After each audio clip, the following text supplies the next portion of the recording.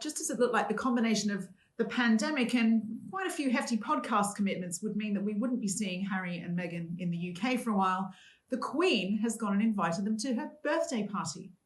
Well, here for all the latest on that and more is the Daily Mail's royal editor, Rebecca English. So, Rebecca, tell us all about this event. Yeah, so I think there's some things that got lost in translation here. It's basically the Troop in the Colour, which is the Queen's official birthday celebrations in June. It happens every year. And when Harry and Meghan quit the royal family, the Queen made very, very clear they were still members of her family and they would be welcome at family events such as this. And the early indications from Buckingham Palace is that they do hope to hold the Troop in the Colour event this year, maybe a slightly scaled down version. And the expectation is that certainly Harry, but possibly Meghan and Archie, if it's safe to fly, will be there. It's so interesting, isn't it? Because if they don't go, it looks like some sort of huge snub. If they do go, it runs the risk of being all about them, all eyes on them.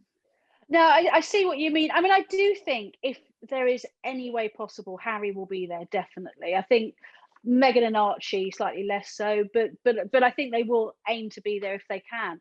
But you're right. I mean, if they are there, I mean, the body language on that balcony is going to be fascinating, and it's just all anyone's going to be looking at. I know it's been the Queen's 95th birthday, which is remarkable, but yeah, I absolutely agree with you. All eyes will be on that balcony. Now, let's talk about this move of Harry and Meghan's to quit social media. Was that a surprise to you?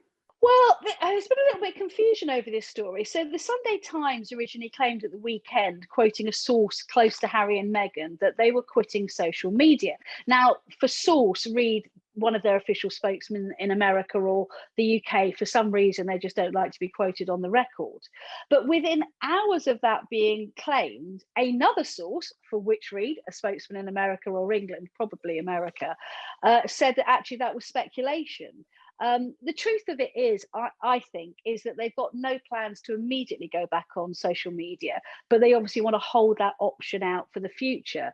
And certainly Archewell, this new not-for-profit organisation they've set up, one of their initial focuses is going to be on building a kinder online community. So I can see why they wouldn't want to immediately go back on social media given that. But I think inevitably, if they want to get their message out, they probably will have to return to it in the future at some point. What do you make of the speculated reason that it's because they don't like the sort of like the nastiness and the trolling on social media? Whereas, you know, I have some cynics might say that there are so many other ways for them to monetize their content now, as we're seeing.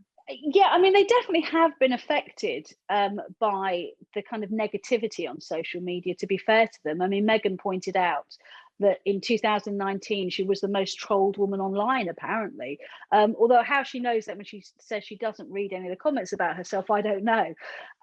So I know it has affected them a lot, even though actually before they quit the royal family, they were both very prolific users of social media, both privately and professionally. But I think a lot of people would agree with them. We need to try and develop kinder online communities. But as I say, I think we discussed this last week. What I find difficult, and I agree with that personally, but what I think a lot of people find difficult to reconcile is that they are doing deals with companies such as Netflix and Spotify, who are publicizing their work for them online. So it's like other people are doing the work for them.